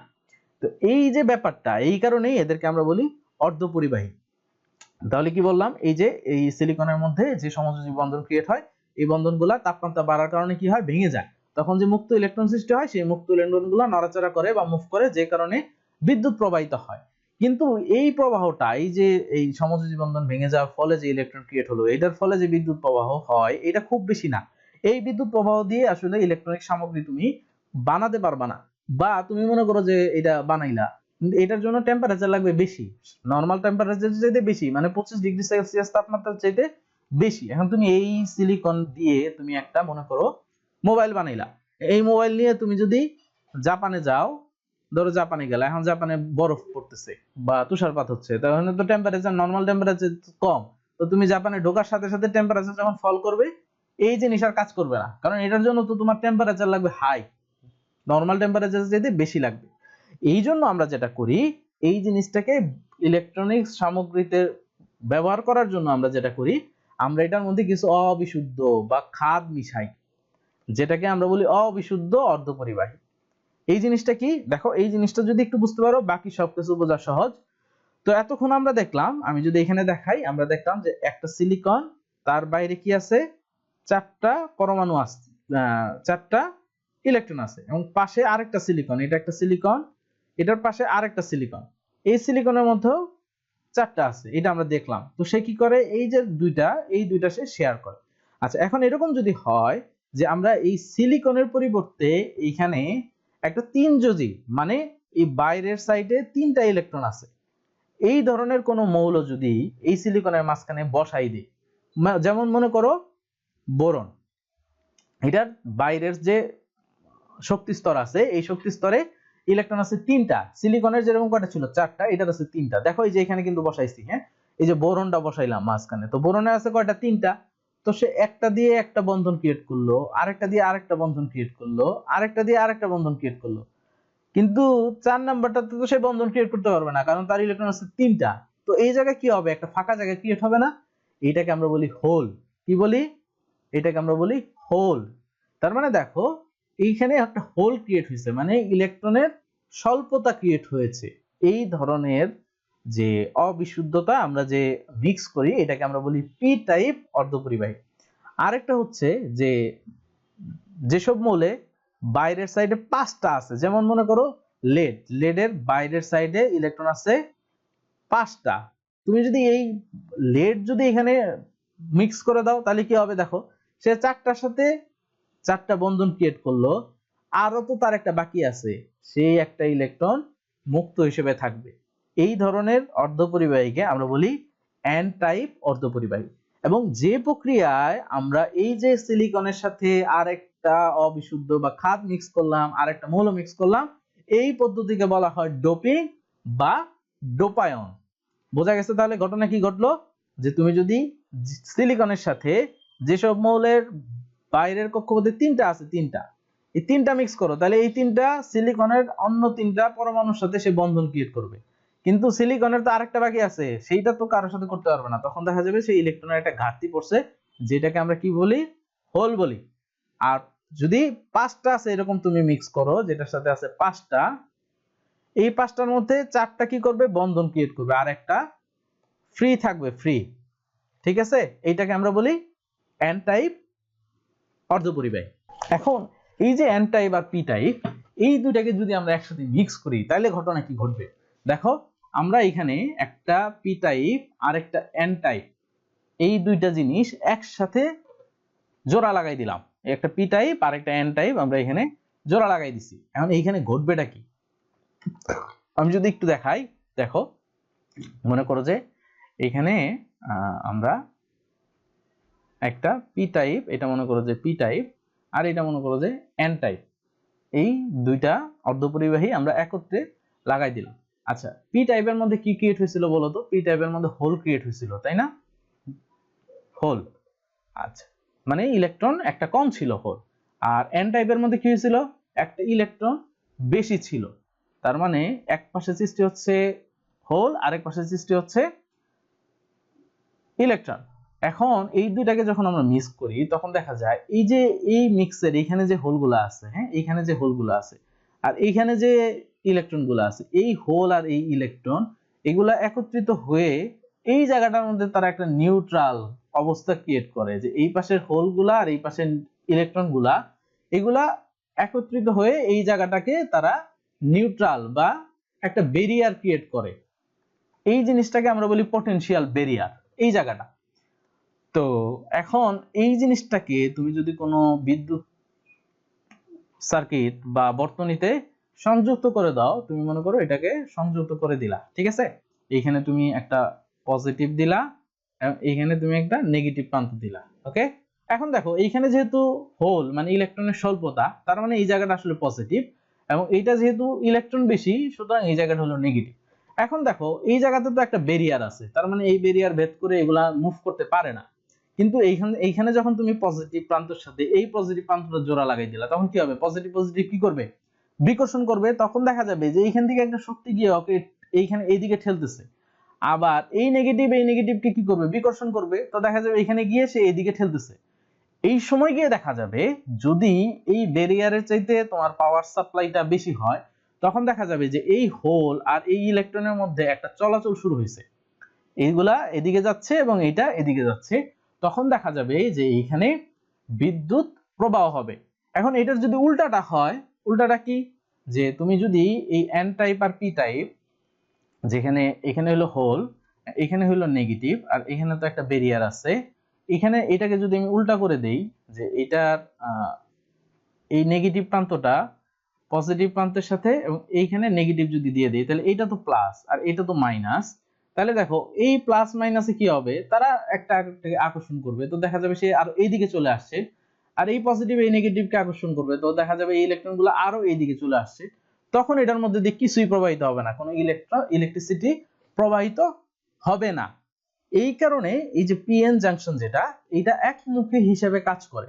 ব্যাপারটা কিরকম, ব্যাপারটা হচ্ছে আমরা নরমালি কি করি, যদি এখানে তুমি একটা এসি সাপ্লাই দাও, এসি মানে আমরা জানি এসি মানে অল্টারনেটিং কারেন্ট, তুমি যদি এখানে সাপ্লাই দাও, যেমন মনে করো তুমি এটা একটা পিএন জাংশন, এটা একটা পিএন জাংশন, তো তুমি এখানে একটা এসি পাওয়ার সাপ্লাই তুমি এখানে লাগাই দিলা, তো এসি পাওয়ার সাপ্লাই কি হবে, সে দিক পরিবর্তন করে, আমরা জানি অল্টারনেটিং কারেন্ট সে দিক পরিবর্তন করে। এখন এখানে আছে হোল আর এখানে আছে মাইনাস, তো যখন এই পাশে প্লাস থাকবে এবং এই পাশে মাইনাস থাকবে, তখন কি হবে বলো তো, তখন দেখা যাবে এইটা এটাকে বিকর্ষণ করতেছে, তখন এটা মুভ করবে, আবার এই নেগেটিভটা এই নেগেটিভকে বিকর্ষণ করতেছে, তখন এইটা মুভ করবে। কিন্তু এসি কারেন্ট সে তো দিক পরিবর্তন করবে, কিছুক্ষণ পরে এটা হয়ে যাবে নেগেটিভ এবং এইটা হয়ে যাবে পজিটিভ, যখন নেগেটিভ আর পজিটিভ হবে তখন এটা কি কারেন্ট প্রবাহিত করবে, করবে না। তো এসি যেটা ইনপুট, যেটা আমি যদি ইনপুটটা দেখাই, ইনপুট যেটা, এই ইনপুটটা দেখা যাবে যে এটা অল্টারনেটিং, মানে সে দিক পরিবর্তন করে, এই দেখো একবার উপরে যাচ্ছে একবার নিচে যাচ্ছে, এরকম সে দিক পরিবর্তন করতেছে। আর আউটপুট হিসেবে আমরা যেটা পাবো এই পিএন জাংশন দিয়ে, এটাকে আমরা বলি পিএন জাংশন, হ্যাঁ এটাকে আমরা বলি পিএন জাংশন। এই পিএন জাংশন দিয়ে যখন প্রবাহিত হবে, তো যখন দেখো এখানে ছিল প্লাস, তখন এখান থেকে বিদ্যুৎ প্রবাহিত হলো, এখানে আসলো, আসার পরে এটা যখন মাইনাস হয়ে গেল, তখন কি হবে, এটা দিয়ে বিদ্যুৎ প্রবাহিত হবে, হবে না, তখন দেখা যাবে এখানে আর বিদ্যুৎ প্রবাহিত হয় না। আবার যখন এটা চেঞ্জ করে পজিটিভ হয়ে গেল, তখন আবার এদিক দিয়ে বিদ্যুৎ প্রবাহিত হলো, তখন দেখা যাবে এখানে তুমি আরেকবার বিদ্যুৎ পাচ্ছ, যখন আবার নেগেটিভ হয়ে গেল তখন আবার বিদ্যুৎ পাচ্ছ না। তো দেখো এটা ছিল অল্টারনেটিং কারেন্ট, যেখানে পরিবর্তন হচ্ছিল, কিন্তু আউটপুট হিসেবে তুমি যেটা পেলা সেটা কিন্তু আর দিক পরিবর্তন করে নাই, দেখো একদিকেই আছে। এই জন্য এই পিএন জাংশন একমুখীকরণ হিসেবে আমরা ইউজ করি, যেটাকে আমরা বলি রেকটিফায়ার। তাহলে একটু বোঝার চেষ্টা করো যে অর্ধপরিবাহী ডায়োড কি জিনিস, যেখানে আমরা একটা পি টাইপ আর একটা এন টাইপ অর্ধপরিবাহীকে বিশেষ পদ্ধতিতে জোড়া লাগাই। তো দেখো এই যে একটা ডিপ্লেশন রিজন ক্রিয়েট হয়েছে, যেখানে পজিটিভ আর এই হোল এই জিনিসটা কি করছে, একটা আরেকটাকে নিউট্রাল করে দিচ্ছে। তারপরে এই পাশে থাকে পি টাইপ যেখানে হোল থাকে, আর এটা এন টাইপ যেখানে ফ্রি ইলেকট্রন আছে। তো তুমি যদি পজিটিভ প্রান্তের সাথে লাগাও, তখন এই পজিটিভ প্রান্তটা কি করবে, এটাকে বিকর্ষণ করবে, তখন এরা চলাচল শুরু করবে। আর যদি উল্টাটা করো, তাহলে এটার মধ্যে দিয়ে কোনো বিদ্যুৎ প্রবাহ হবে না, এটাকে আমরা পিএন জাংশন বলি। তো এটা কি হিসেবে ব্যবহৃত হয়, এটা সুইচ হিসেবে ব্যবহৃত হয়। আর দেখলাম আমরা এসি প্রবাহকে ডিসি প্রবাহতে রূপান্তরিত করে, এবং ডিজিটাল ইলেকট্রনিক্সে এটার হিউজ ব্যবহার করা হয়। আরেকটা হলো রেকটিফায়ার। রেকটিফায়ার জিনিসটা কি, ওই যে একটু আগে যে বললাম যে তোমার অল্টারনেটিং কারেন্ট যেটাকে সে দিক পরিবর্তন করে এবং এইটাকে সে কি করে, একমুখী করে, এই জিনিসটাকে হচ্ছে রেকটিফায়ার। আরেকটা জিনিস হচ্ছে অ্যাডাপ্টার। অ্যাডাপ্টারটা কি করে, যে উপযোগী পরিবেশ সৃষ্টি করে। আমাদের সবারই মোবাইলের অ্যাডাপ্টার আছে, চার্জার অ্যাডাপ্টার বলি আমরা যেটাকে। এটা কি করে, বাসা বাড়িতে আমাদের যে 220 ভোল্ট, এই 220 ভোল্ট আমাদের মোবাইল চার্জের জন্য উপযোগী না। তো এই অ্যাডাপ্টারটা কি করে, এই 220 ভোল্টকে কমাই নিয়ে এসে আমাদের মোবাইল ফোনের জন্য উপযোগী করে, এটাকে আমরা অ্যাডাপ্টার বলি। অ্যাডাপ্টার আরো অনেক জায়গায় ইউজ হয়। আর ট্রানজিস্টর যেটা আবিষ্কৃত হয় 1948 সালে। তো একটু আগে আমরা যেটা দেখলাম যে একটা পি টাইপ আর একটা এন টাইপ, একটা পি আর একটা হলো এন, এই দুই টাইপসের অর্ধপরিবাহী আমরা একত্রিত করছি। ট্রানজিস্টরে করা হয় তিন রকমের। কি করা হয়, যে একটা পি টাইপ, এরপর মাঝখানে একটা এন টাইপ এবং অপর পাশে পি টাইপ, এই তিনটা একসাথে সংযুক্ত করা হয়, অথবা উল্টাটা করা হয় যে এটা এন মাঝখানে পি আর এন, তাই এটা পিএনপি অথবা এনপিএন। তিন ধরনের অর্ধপরিবাহী একত্রিত করে আমরা এই ট্রানজিস্টর তৈরি করি। তো ট্রানজিস্টর যেটা করে, মনে করো কোনো জায়গায় তোমার 1 ভোল্ট সাপ্লাই আছে, 1 ভোল্ট, বা এখানে তুমি যে সিগন্যাল পাচ্ছ এটা মনে করো ছোট, তো এটা কি করে, এটা অনেক বিবর্ধিত করে দেয় যাতে তুমি এটা তোমার ইলেকট্রনিক সামগ্রীতে ব্যবহার করতে পারো। তো এই ট্রানজিস্টরের কাজ হচ্ছে অ্যামপ্লিফিকেশন হিসেবে ব্যবহার করা হয়। এই জন্য অ্যামপ্লিফায়ারের মধ্যে আমরা ট্রানজিস্টর ইউজ করি। অ্যামপ্লিফায়ার তোমরা দেখবা মসজিদের মধ্যে যে আজান দেয় বা যে কোনো মাইক্রোফোনের সাথে এই ধরনের অ্যামপ্লিফায়ার থাকে। এটা কি করে, বিবর্ধিত করে। তুমি ইনপুটে আস্তে আওয়াজ করতেছো কিন্তু মাইকে অনেক জোরে বাজতেছে, এই জিনিসটা হলো অ্যামপ্লিফায়ার। আরেকটা হচ্ছে সমন্বিত বর্তনী বা ইন্টিগ্রেটেড সার্কিট বা আইসি নামে আমরা পরিচিত। হ্যাঁ, আমরা অনেক সময় শুনি যে আমার মোবাইলের আইসিটা নষ্ট হয়ে গেছে, বিশেষ ক্ষেত্রে মোবাইল ঠিক করার সময় এই শব্দটা বেশি শোনা যায়, আইসি। ইন্টিগ্রেটেড সার্কিট কি, এটা হলো ছোট একটা জায়গার মধ্যে ট্রানজিস্টর, রেজিস্টর এবং ক্যাপাসিটর এটা একত্রিত করে যে সার্কিটটা বানানো হয় সেটাকে আমরা বলি সমন্বিত বর্তনী বা ইন্টিগ্রেটেড সার্কিট, যেটা 1958 সালে জ্যাক কেলবি আবিষ্কার করে। এই জিনিসটা যদি ট্রানজিস্টর, রেজিস্টর, ক্যাপাসিটর এগুলো আমরা আলাদা করে ব্যবহার করতে চাইতাম, তাহলে আমাদের আগে যেটা হতো অনেক বড় বড় জিনিস লাগতো। যেমন মনে করো যে আগেকার দিনের কম্পিউটার যদি তুমি দেখো, বিশাল বিশাল কম্পিউটার ছিল, তাই না? এখন কি হচ্ছে, ধীরে ধীরে এগুলার আকার ছোট হয়ে যাচ্ছে। এটা কারণ কি, এই যে সমন্বিত বর্তনী বা আইসির জন্য। তো এটার সুবিধা হলো যে এটা একাধিক কাজ একসাথে করা যায়, আকারে ছোট, ওজন কম, এবং এটার মূল্য খুব সস্তা, এবং এটার বিদ্যুতিক খরচ কম হয়, এবং নষ্ট হলে সহজে পরিবর্তন করা যায়। এগুলোর সুবিধা। অসুবিধা হচ্ছে একটা নষ্ট হলে পুরাটাই নষ্ট হয়ে যাবে, কোনোটাই কাজ করবে না, এটা একটা অসুবিধা। এটা দিয়ে ট্রান্সফরমার তৈরি করা যায় না, এবং 10 ওয়াট এর চাইতে বেশি ক্ষমতা সম্পন্ন আইসি তৈরি করা যায় না, এগুলো হলো অসুবিধা। আর এটা হলো এলইডি। এলইডি শব্দটার সাথে আমরা পরিচিত, এলইডি লাইট বলি আমরা, তাই না? আলোক নিঃসরণ ডায়োড। যে অর্ধপরিবাহকের সাহায্যে তুমি তড়িৎ শক্তিকে কি করতে পারবা, আলোক শক্তিতে রূপান্তরিত করতে পারবা, সেটা হচ্ছে এলইডি। তো তোমরা দেখবা আমরা এলইডি লাইট বলি, তাই না? এটা অপটিক্যাল ফাইবার ইউজ করা হয়, ইন্ডিকেটর বাতি হিসেবে ইউজ করা হয়, ডিজিটাল ইলেকট্রনিক্সে এলইডি লাইট ব্যবহার করা হয়, বা ডিজিটাল যন্ত্রগুলোতে রঙিন বর্ণ বা সংখ্যাসৃষ্টি প্রদর্শনে আমরা এলইডি ব্যবহার করি। আরেকটা হচ্ছে সৌরকোষ, বা আমরা সোলার প্যানেল বলি। সোলার প্যানেল কি করে, যে শক্তিকে, আলোক শক্তিকে ব্যবহার করে বিদ্যুৎ শক্তি উৎপন্ন করে। সূর্যের আলো এসে যখন পড়ে, এই আলোটাকে সে বিদ্যুৎ শক্তিতে রূপান্তরিত করে। দেখো রেডিও।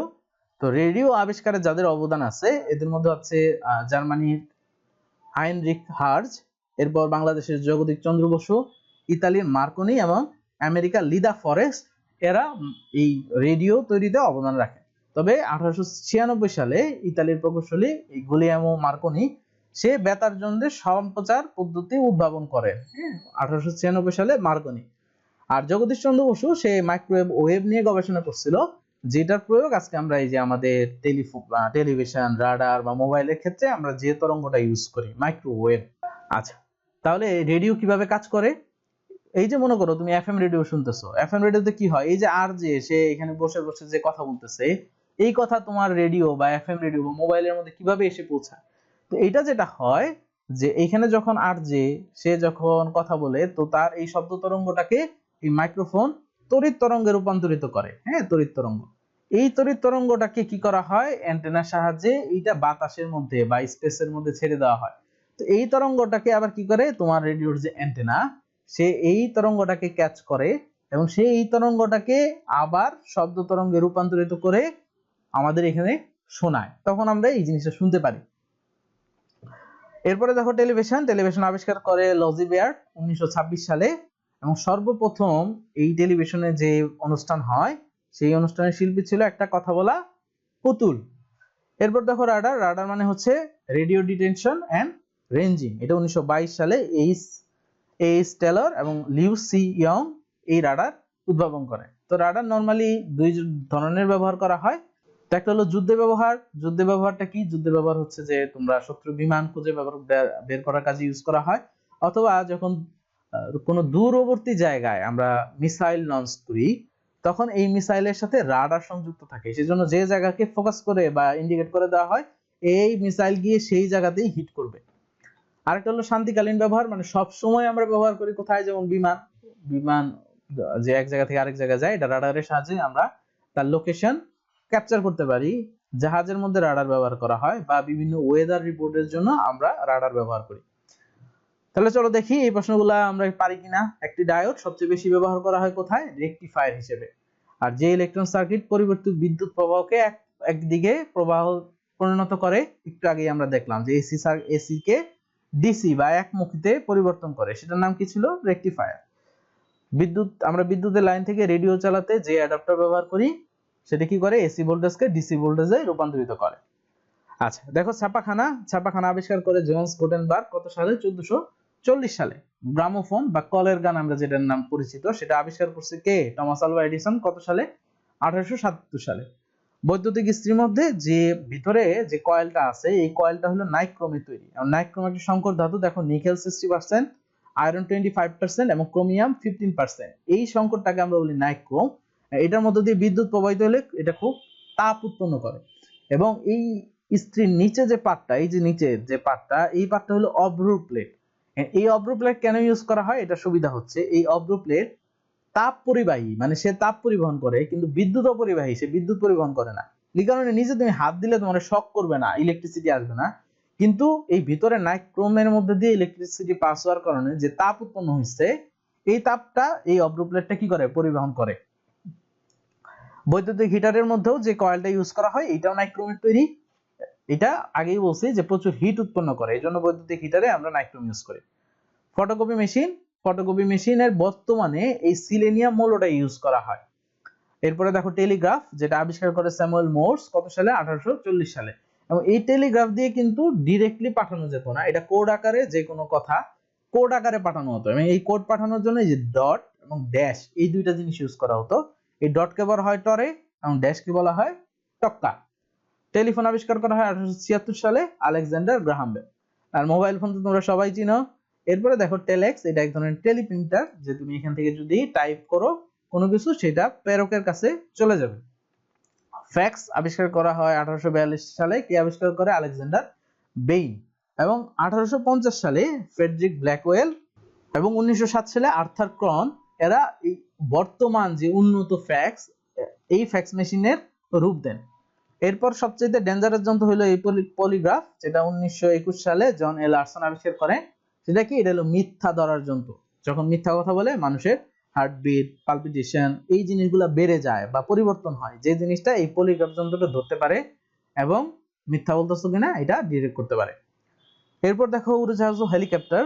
তো এই হেলিকপ্টার আবিষ্কারের পিছনে সবচেয়ে বেশি অবদান যার, সে হচ্ছে লিওনার্দো দা ভিঞ্চি। সে 1496 সালে যে হেলিকপ্টারের ডিজাইন করে, সেটাকে বলা হয় অর্নিথপ্টার, যেটা অনেকটা পাখির মতো। এই যে এইটা সে প্রথমে এই মডেলটা সে দেখা। এরপর ওনার মডেলের উপর ভিত্তি করে 1903 সালের 18 ডিসেম্বর, আমরা যাদেরকে রাইট ভ্রাতৃদ্বয় বলি, অরভিল রাইট ও উইলবার রাইট, তারা এই ফ্লেয়ার 1, এই যে হেলিকপ্টারটা বা বিমান, এটা সে প্রথম উড্ডয়ন করে। তবে বাণিজ্যিকভাবে উৎপাদন শুরু হয় ইগর সিরোস্কির যে হেলিকপ্টারটা ছিল এটা দিয়ে, এবং এটা 1942 সালে। আরেকটা জিনিস হলো ব্ল্যাক বক্স। এটা যদিও নাম ব্ল্যাক, কিন্তু আসলে এটা ব্ল্যাক কালারের না, এটা একটা মানে খুব উজ্জ্বল রং দেওয়া হয়, যেমন কমলা কালার। এটা তোমার বিমানের মধ্যে থাকে এবং এটার মধ্যে বিমানের যাবতীয় রেকর্ড, ফ্লাইটের যে রেকর্ড, এটা রেকর্ড হতে থাকে। তো যদি কোনো কারণে বিমান অ্যাক্সিডেন্ট হয় বা বিমান ক্রাশ করে, সেই ক্ষেত্রে পরবর্তীতে এই ব্ল্যাক বক্সটা উদ্ধার করা হয় এবং এটার মধ্যে থেকে যে রেকর্ডেড যে ইনফরমেশন গুলো আছে, এগুলা থেকে ধারণা করা হয় যে আমরা বুঝে নেই যে কেন এই বিমানটা ক্রাশ করলো বা কি প্রবলেম হয়েছিল। আচ্ছা চলো, আধুনিক পদার্থবিজ্ঞান সম্পর্কে কিছু দেখি। তো আধুনিক পদার্থবিজ্ঞানের একটা জিনিস আবিষ্কার হলো রঞ্জন রশ্মি, যেটাকে আমরা বলি এক্স রে। এক্স রে আবিষ্কার করে উইলিয়াম রঞ্জেন। কত সালে? 1895 সালে। এবং এই এক্স রে একক হলো রঞ্জেন। তো এক্স রে দুই রকমের, একটা হলো কমল এক্স রে, যে এক্স রেটা আমরা মেডিকেলের কাজে ব্যবহার করি। আমরা জানি, হ্যাঁ, কিছু হলে আমরা যে এক্স রে করি, হাড় ভেঙে গেছে কিনা বা আমাদের ভিতরের কোনো প্রবলেম আইডেন্টিফাই করার জন্য যে আমরা ইউজ করি, সেটা হলো কমল এক্স রে। আর এটা হলো কঠিন এক্স রে, সেটা হলো গবেষণার কাজে ইউজ করা হয়। বিভিন্ন পদার্থ, এগুলো গবেষণার জন্য আমরা কঠিন এক্স রে ইউজ করি। তো এক্স রে কেন আমরা ব্যবহার করি? এই যে হাড়ের ফাটল বা আমাদের দাঁতের কোনো প্রবলেমের জন্য বা বিভিন্ন ক্যান্সার রোগ শনাক্তকরণের জন্য আমরা এক্স রে ব্যবহার করি। এক্স রে আরেকটা ব্যবহার হলো গোয়েন্দারা এক্স রে ব্যবহার করে। এটা কিন্তু তোমার বিশেষ পরীক্ষায় ছিল যে গোয়েন্দা কাজে কোন রশ্মি ব্যবহার করা হয়, সেটা হলো এক্স রে। যে কোনো কাঠের বাক্স, এটার মধ্যে যদি বিস্ফোরক থাকে, সেটা আইডেন্টিফাই করার জন্য এক্স রে ব্যবহার করা হয়। এরপর তেজস্ক্রিয়তা, যেটা আবিষ্কার করে হেনরি ব্রেকরেল। কত সালে?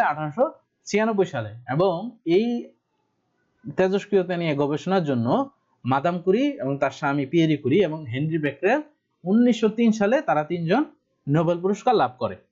তো তেজস্ক্রিয় মৌল কোনগুলা? যারা তেজস্ক্রিয়তা শো করে এদের নরমালি আমরা তেজস্ক্রিয় মৌল বলি। তো তেজস্ক্রিয় মৌল হচ্ছে যাদের পারমাণবিক সংখ্যা 82-র বেশি। এই যে নিচে দেখো হলুদ রং করা আছে, এই মৌলগুলা নরমালি তেজস্ক্রিয়তা শো করে। আরেকটা হচ্ছে তেজস্ক্রিয় আইসোটোপ। যে আইসোটোপ গুলা তেজস্ক্রিয়তা শো করে তাদেরকে আমরা বলি তেজস্ক্রিয় আইসোটোপ, যেমন কার্বন 14, ইউরেনিয়াম 235, ইউরেনিয়াম 236। এই আইসোটোপ গুলা তেজস্ক্রিয়তা শো করে, এই জন্য এদেরকে আমরা বলি তেজস্ক্রিয় আইসোটোপ। তো তেজস্ক্রিয় আইসোটোপের একটা ইম্পর্টেন্ট জিনিস হলো অর্ধায়ু। অর্ধায়ু বলতে আমরা বুঝি যে তোমার হায়াত অর্ধেক কমে যেতে যে পরিমাণ সময় লাগবে, এটা হলো অর্ধায়ু। সিমিলারলি তেজস্ক্রিয় আইসোটোপের অর্ধায়ু বলতে আমরা বুঝি যে মনে করো একটা তেজস্ক্রিয় আইসোটোপ, মনে করো যে এটার মধ্যে 10টা পরমাণু আছে। তো তেজস্ক্রিয়তা যখন শো করে তখন এটার ক্ষয় হয়। তো যখন এই 10টার মধ্যে অর্ধেক, মনে করো 5টা ক্ষয়প্রাপ্ত হতে যে সময় লাগে, সেইটাকে আমরা বলি অর্ধায়ু। তবে এখানে একটা ব্যাপার আছে। ব্যাপারটা কি? মনে করো এখানে 100%, হ্যাঁ, এইটা কোবাল্ট 60, যেটার হাফ লাইফ হলো 5.3 ইয়ার্স। তার মানে এই 100% থেকে 50% হতে কত সময় লাগবে? 5.3 ইয়ার্স সময় লাগবে। আবার এই যে 50%, এই 50% এর অর্ধেক হইতে আরো 5.3 ইয়ার সময় লাগবে। দেখো এই যে 10.6 হয়ে গেছে। আবার এই 25% এর অর্ধেক হওয়ার জন্য কত লাগবে? আরো 5.3 ইয়ার্স লাগবে। এটাকে আমরা বলি তেজস্ক্রিয় আইসোটোপের অর্ধায়ু। তো এই তেজস্ক্রিয় আইসোটোপ কোন কাজে ব্যবহার করা হয়? যেমন কোবাল্ট 60, এই কোবাল্ট 60 ব্যবহার করা হয় ক্যান্সার বা টিউমার কোষ ধ্বংস করার জন্য। আবার ব্লাড ক্যান্সারের চিকিৎসা P32 এই আইসোটোপ আমরা ব্যবহার করি, এবং বিভিন্ন জিনিসের বয়স নির্ধারণে, যেমন মনে করো মিশর থেকে একটা মমি উদ্ধার হলো, এটা কত বছর পুরানো, এটা বের করার জন্য আমরা কার্বন 14 এই আইসোটোপটা ব্যবহার করে থাকি। থাইরয়েড গ্রন্থির অস্বাভাবিক বৃদ্ধি, এটা প্রতিহত করার জন্য আমরা ইউজ করি আয়োডিন 131। এরপর বিভিন্ন পদার্থের ধাতুর পরিমাণ নির্ণয় করার জন্য আমরা তেজস্ক্রিয় আইসোটোপ ব্যবহার করে থাকি, এবং বিভিন্ন ফসল সংরক্ষণে বা খাবার সংরক্ষণে আমরা ব্যবহার করে থাকি। তো এই তেজস্ক্রিয় আইসোটোপের কিছু পারমাণবিক দূষণ বা ক্ষতিকারক দিকও আছে, যেমন ক্যান্সার রোগ সৃষ্টি করে। এরপরে তোমার এই তেজস্ক্রিয়তার ফলে মানবদেহে বিকলাঙ্গতা দেখা যায়। যেমন আমরা জানি যে জাপানের হিরোশিমা নাগাসাকিতে যে পারমাণবিক বোম বিস্ফোরণ হয়েছিল, এরপর অনেক লম্বা সময় পর্যন্ত এই তেজস্ক্রিয়তার কারণে যে যেসব বাচ্চা জন্মগ্রহণ করতো তাদের মধ্যে বিকলাঙ্গতা দেখা যেত। এরপরে রোগ প্রতিরোধ ক্ষমতা হ্রাস পায়। তো এখন আমরা কিছু কণা নিয়ে দেখব, যেমন আলফা কণা, বিটা এবং গামা রে। তো আলফা কণা কি জিনিস? আলফা কণা হচ্ছে যে হিলিয়াম পরমাণু আছে, হিলিয়াম পরমাণুতে কি থাকে বলো তো? হিলিয়াম পরমাণুতে প্রোটন থাকে 2টা এবং নিউট্রন থাকে 2টা। তো আমরা জানি যে পরমাণুতে যতগুলা প্রোটন থাকে ততগুলা ইলেকট্রন থাকে। এই হিলিয়াম পরমাণু থেকে যদি তুমি 2টা ইলেকট্রন সরাই নাও, তাহলে যে কণাটা থাকে তাকে আমরা বলি আলফা পার্টিকেল। তাহলে যদি ইলেকট্রন না থাকে, শুধু থাকতেছে 2টা প্রোটন, এবং আমরা জানি প্রোটনের চার্জ কি? Positive charge. তার মানে আলফা কণা কি? একটা পজিটিভ চার্জ বিশিষ্ট কণা। আর এটা হলো বিটা পার্টিকেল, হচ্ছে যে উচ্চ দ্রুতগতি সম্পন্ন ইলেকট্রনের প্রবাহ, এটাকে আমরা বলি বিটা পার্টিকেল। তো যেহেতু এটা ইলেকট্রনের প্রবাহ, তার মানে এখানে কি থাকবে? শুধুমাত্র নেগেটিভ চার্জ থাকবে। আর এটা হচ্ছে গামা রশ্মি, যে গামা রশ্মি জীব জগতের জন্য সবচেয়ে বেশি ক্ষতিকর, এবং এই গামা রশ্মির কি নাই? কোনো চার্জ নাই। তাহলে আমাকে বলো তো, এক্স রে কে আবিষ্কার করে? এক্স রে আবিষ্কার করে রনজেট। আসল হীরা চেনার উপায় কি? আসল হীরা চেনার একটা উপায় হচ্ছে যে আসল হীরার ভিতর দিয়ে এক্স রে যেতে পারে। এটা হচ্ছে হীরা চেনার উপায়, যে যদি আসল হয় তাহলে এই হীরার ভিতর দিয়ে এক্স রে রশ্মিটা প্রবেশ করতে পারে। গোয়েন্দা বিভাগ কোনটা ব্যবহার করে? এক্স রে ব্যবহার করে, তাই না? আমরা একটু আগে দেখলাম। তেজস্ক্রিয়তা কে আবিষ্কার করে? Henry Becquerel. এরপর কার্বন 14 রেডিও আইসোটোপের অর্ধায়ু কত? তোমাদের বইয়ে দেখবা যে বিভিন্ন আইসোটোপের অর্ধায়ু দেওয়া আছে, এই অর্ধায়ুগুলো মুখস্থ করতে হবে। তো এই কার্বন 14, এই কার্বন 14 রেডিও আইসোটোপের অর্ধায়ু হচ্ছে 5568 বছর। এরপরে দেখো, রেডিও অ্যাক্টিভ মৌল অনুসন্ধান করার যে যন্ত্রটা, সেটা হলো গাইগার মুলার। এই যন্ত্র দিয়ে আমরা রেডিও অ্যাক্টিভ মৌল অনুসন্ধান করি। গামা রশ্মি হচ্ছে এক ধরনের তড়িৎচুম্বকীয় রশ্মি, এবং টিউমার, ক্যান্সার প্রভৃতি রোগের চিকিৎসায় আমরা কোন রশ্মি ইউজ করি বলতো? গামা রশ্মি ব্যবহার করা হয়। আচ্ছা, এবার আমরা দেখব বিভিন্ন শক্তির উৎস ও ব্যবহার। নরমালি শক্তি দুই রকমের হয়, একটা হলো অনবায়নযোগ্য জ্বালানি আর একটা হলো নবায়নযোগ্য জ্বালানি। অনবায়নযোগ্য জ্বালানি বলতে আমরা বুঝি যেটা বারবার ব্যবহার করা যায় না, শেষ হয়ে যায়, এটাকে আমরা বলি অনবায়নযোগ্য জ্বালানি বা নন রিনিউয়েবল এনার্জি। যেমন মনে করো প্রাকৃতিক গ্যাস বা তেল, এগুলো কি হবে, একসময় শেষ হয়ে যাবে, এজন্য এগুলাকে অনবায়নযোগ্য জ্বালানি বলে, যে কারণে বিভিন্ন উন্নয়নশীল দেশ এগুলা রিজার্ভ করে রাখতেছে যাতে শেষ না হয়ে যায় তাদের। আর এর মধ্যে একটা হলো জীবনাশা জ্বালানি। এই জীবাশ্ম জ্বালানি কি জিনিস? জীবাশ্ম জ্বালানি হচ্ছে যে জীবদেহ, গাছ, প্রাণী, এগুলা মাটির নিচে হাজার হাজার বছর এই মাটির নিচে পড়ে থেকে এগুলা বিভিন্ন রকমের জ্বালানিতে রূপান্তরিত হয়, যেমন কয়লা, তেল, প্রাকৃতিক গ্যাস, এগুলোতে পরিণত হয়, এজন্য এগুলাকে জীবাশ্ম জ্বালানি বা ফসিল ফুয়েল বলা হয়। তো এর মধ্যে একটা হলো কয়লা।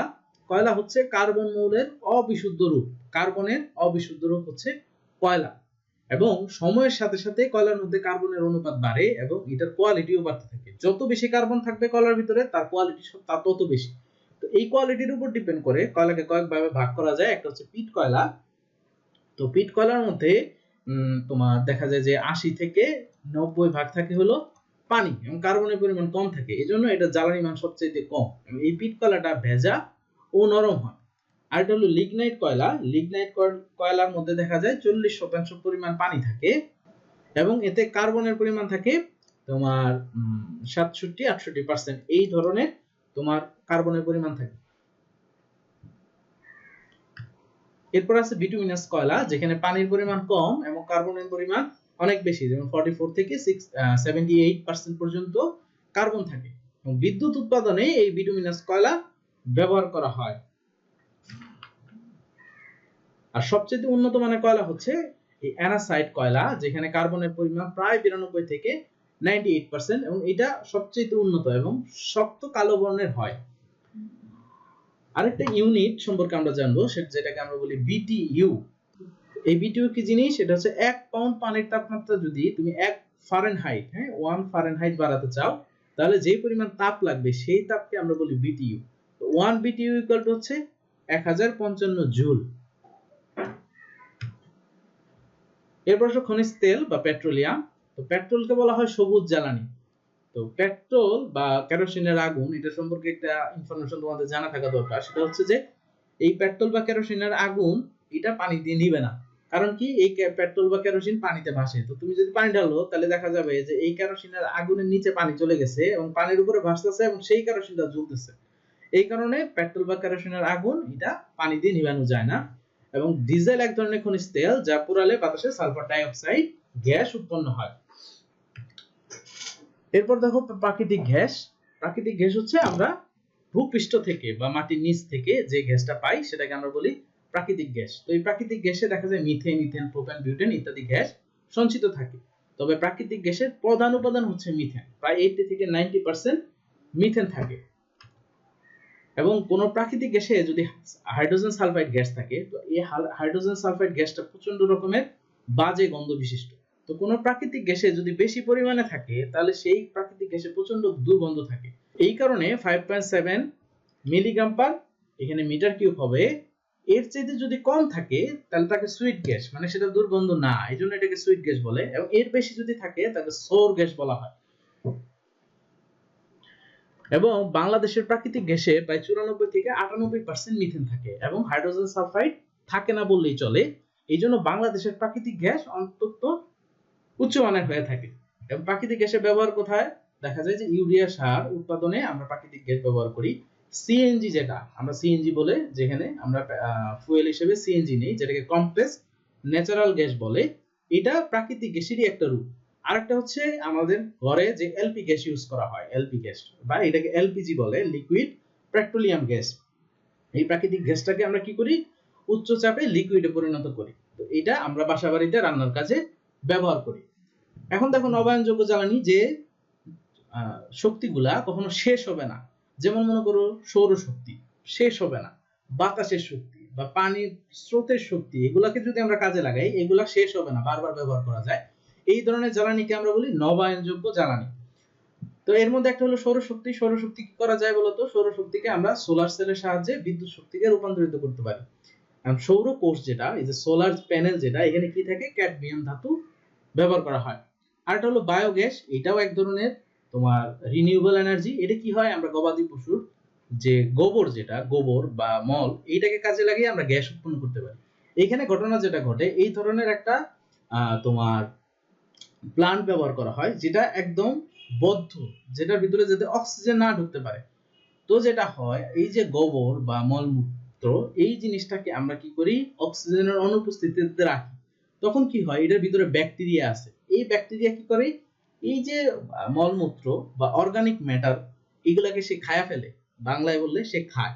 সে যখন খায় অক্সিজেনের অনুপস্থিতিতে, অক্সিজেন নাই এই অবস্থাতে যে খায়, যেটাকে আমরা বলি ডিকম্পোজ করে, খাওয়ার ফলে এইখান থেকে গ্যাস উৎপন্ন হয়, মিথেন গ্যাস উৎপন্ন হয়। এই মিথেন গ্যাসটাকে আমরা কি করি, আমাদের রান্নার কাজে ইউজ করি। এটাকে আমরা বলি বায়োগ্যাস। তো বায়োগ্যাসে মিথেনের পরিমাণ কত, 60 থেকে 70%। আর এটা হচ্ছে নিউক্লিয় শক্তি, যে নিউক্লিয়াস যেটা, হ্যাঁ, পরমাণুর ভিতরে কি থাকে, নিউক্লিয়াস থাকে। নিউক্লিয়াসের ভিতরে কি থাকে, প্রোটন আর নিউট্রন থাকে। এই নিউক্লিয়াসকে যদি আমরা কোনোভাবে ভাঙতে পারি, তাহলে এই নিউক্লিয়াস থেকে শক্তি জেনারেট হয়, যে শক্তিটা হিউজ অ্যামাউন্ট শক্তি। আমরা জানি পারমাণবিক বোমার শক্তি সম্পর্কে আমাদের সবারই আইডিয়া আছে। এই যে শক্তি বের হয়, এই শক্তিকে আমরা বলি নিউক্লিয় শক্তি বা পারমাণবিক শক্তি নামে আমরা অবহিত করি। তো এটার প্রথম প্রকাশ ঘটে 1945 সালে। প্রথম এই পারমাণবিক বোমার ব্যবহার করা হয় দ্বিতীয় বিশ্বযুদ্ধে। আমরা জানি যে জাপানের হিরোশিমা ও নাগাসাকিতে দুইটা বোমা ফেলা হয়, এটাই ছিল পারমাণবিক বোমার প্রথম ব্যবহার। এরপরে 1954 সাল থেকে এই পারমাণবিক শক্তি এটা মানব কল্যাণে ব্যবহার করা শুরু হয়।